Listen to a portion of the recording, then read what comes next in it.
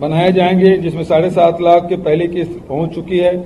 10 लाख आवास आने वाले 5 वर्षों में फिर से हम बनाएंगे। लघु अनुपज की कीमत में 10 रुपया प्रति किलो उसमें वृद्धि की जाएगी, चाहे वो महुआ हो, चाहे इमली हो, चाहे अमचूर हो, तो इसमें 10 रुपया प्रति किलो के हिसाब से वृद्धि की जाएगी। বিধানসভা নির্বাচনকে কেন্দ্র করে সরগরম হয়ে উঠেছে ছত্তিশগড়।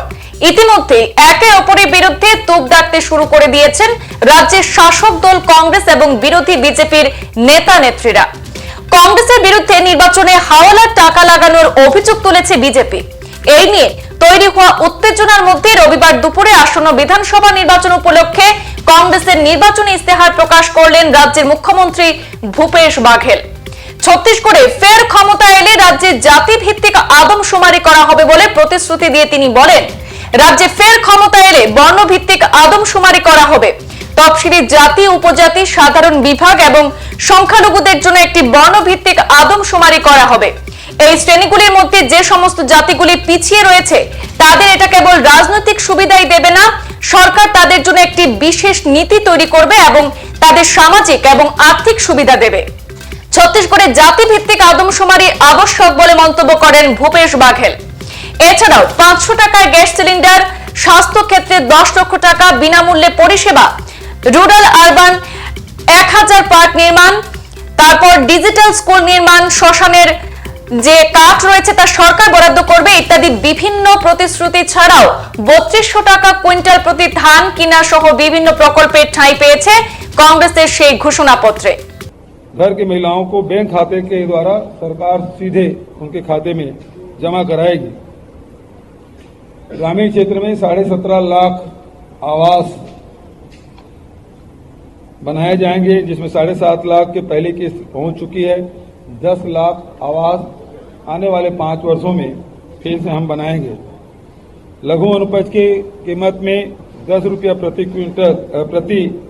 किलो उसमें वृद्धि की जाएगी, चाहे वो महुआ हो, चाहे इमली हो, चाहे अमचूर हो, तो इसमें 10 रुपया प्रति किलो के हिसाब से वृद्धि की जाएगी। स्वास्थ्य के हिसाब से 10 लाख रुपये तक के मुफ्त इलाज कराया जाएगा। पहले 5 लाख था डॉक्टर खूबचंद बघेल स्वास्थ्य सहायता योजना, अब वो 10 लाख तक के, और एपीएल परिवार जो है केवल 50,000 तक के उसको छूट मिलती थी, अब उसे बढ़ाकर 5 लाख रुपया उसका किया जाएगा। दुर्घटना में इलाज, छत्तीसगढ़ के निवासी सड़क दुर्घटना में तथा अन्य आकस्मिक दुर्घटनाओं में मुख्यमंत्री विशेष स्वास्थ्य सहायता योजना के तहत निःशुल्क स्वास्थ्य सुविधा उपलब्ध कराई जाएगी। चाहे वो राशि कितनी भी हो, उसके इलाज सरकार वहन करेगी। तीवरा का भी समर्थन मूल्य हम लोग घोषित करेंगे और उसमें खरीदी की व्यवस्था की जाएगी।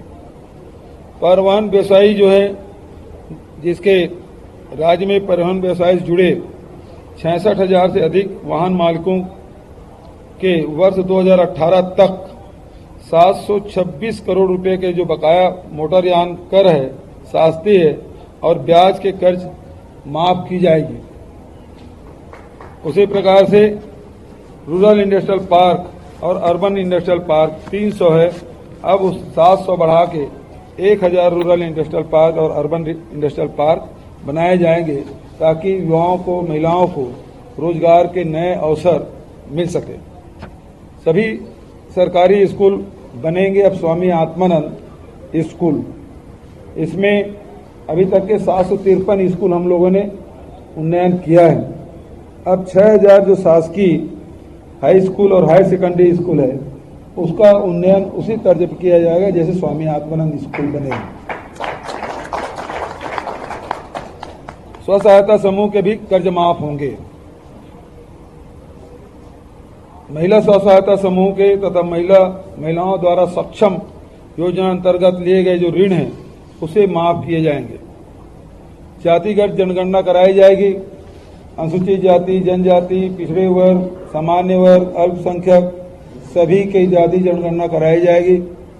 इससे यहाँ राजनीतिक लाभ तो मिलेगा ही, लेकिन सबसे बड़ी बात यह है कि सामाजिक और आर्थिक रूप से जो जातियां इन वर्गों में जो पिछड़ गए हैं, उनके लिए सरकार अलग से योजना बना के उनके उत्थान और विकास के काम करेगी।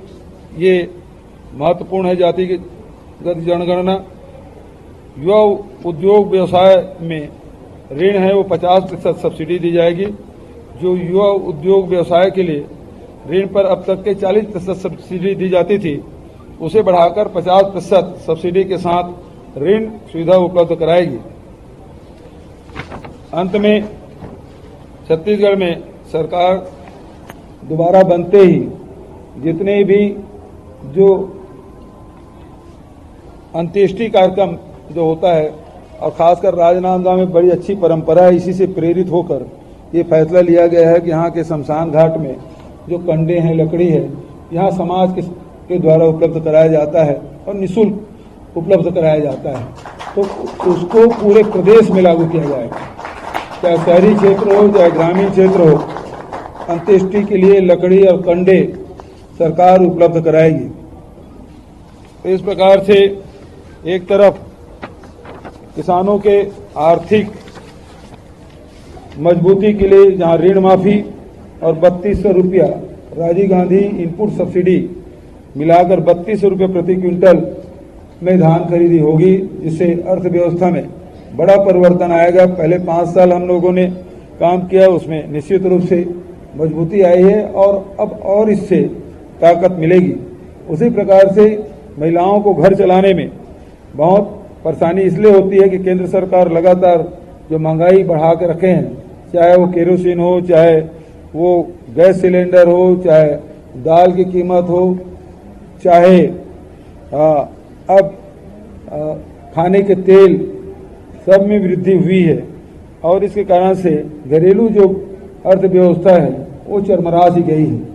छत्तीसगढ़ सरकार की ओर से, कांग्रेस पार्टी की ओर से दोबारा सरकार बनने की स्थिति में जो गैस सिलेंडर में 500 रुपया, साथ ही बिजली बिल 200 यूनिट तक के, अब इसमें करीब 49 लाख उपभोक्ता हैं बिजली के, इसमें से 42 लाख उपभोक्ता ऐसे हैं जो लगभग 200 यूनिट तक की बिजली की खपत करते हैं।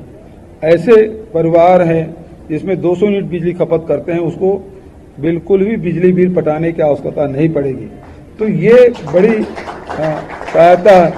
और साथ ही स्वास्थ्य के क्षेत्र में देखें, स्वास्थ्य में भी जहां हम लोग श्री धन्वंतरी जेरिक मेडिकल स्टोर हमने खोला है, उसे सस्ती दवाइयां मिल रही है और अब उसे बढ़ाकर 5 लाख से बढ़ाकर 10 लाख रुपए तक के तो इलाज भी लगभग अब मुफ्त ही मिलेगा। और उसी प्रकार से आप देखेंगे कि जो शिक्षा है, शिक्षा में बच्चों की पढ़ाई, स्कूल के, कॉलेज के पढ़ाई में किसी भी परिवार का बहुत बड़ा हिस्सा शिक्षा में समाप्त हो जाता है, खत्म हो जाता है। ऐसे में कांग्रेस पार्टी ने फैसला किया है और देश में ये पहली बार होगा, अभूतपूर्व निर्णय है कांग्रेस पार्टी का कि केजी टू पीजी इसमें कोई शुल्क नहीं लगेगा। शिक्षा में जबरदस्त, क्योंकि बहुत सारे हम गरीब परिवार को देखते हैं कि एडमिशन तो हो जाता है, सेलेक्ट हो जाते हैं, नीट में भी सेलेक्ट हो जाते हैं, लेकिन अर्थाभाव के कारण से अपने बच्चों का एडमिशन नहीं करा पाते या बीच में पढ़ाई छोड़ देते हैं। तो ऐसे में सरकार पूरा खर्च वहन करेगी। तो घर में शिक्षा में कोई पैसा नहीं लगेगा, राशन में भी आपको पैसा नहीं लग रहा है, गैस सिलेंडर में भी 500 सब्सिडी मिल रही है, बिजली बिल 200 तक के मुफ्त रहेगा। पुरानी जो योजना है 400 यूनिट तक की बिजली बिल आधा, वो तो जारी ही रहेगा, लेकिन 200 यूनिट तक के जो जलाएंगे उसके वो बिजली बिल पटाने की आवश्यकता नहीं होगी। तो इस प्रकार से प्रयास यही है कि महिलाओं को घर चलाने में जो परेशानी होती है उसको ध्यान में रखते हुए ये हमारे घोषणा पत्र में सब चीज़ों को शामिल किया गया है। मजदूरों के भी हित को ध्यान में रखा गया है ताकि एक तरफ लगातार किसानों की संख्या में वृद्धि हो रही है, जमीन में वृद्धि हो रही है, किसी भूमि में वृद्धि हो रही है, तो मजदूरों के भी काम भी लगातार मिल रहा है, ज़्यादा दिन मिल रहा है। मनरेगा को तो है ही, लेकिन अतिरिक्त रूप सहायता के रूप में 7,000 से बढ़ा के 10,000 रुपया किया गया है। ये पूरे देश में पहली बार ऐसा हुआ है, जिसको हम लोग कंटिन्यू कर रहे हैं। जो बेरोजगारी भत्ता है वो लगातार वो कार्यक्रम हमारे जारी रहेंगे, आने वाले वर्षों में भी वो कार्यक्रम जारी रहेगा, क्योंकि वो कार्यक्रम हमारे हैं ही, इसलिए इसको इस घोषणा पत्र में डालने की आवश्यकता नहीं है। उसी प्रकार से সংবাদ এই পর্যন্তই, ফিরছি পরবর্তী অন্যান্য আপডেট নিয়ে। ধন্যবাদ।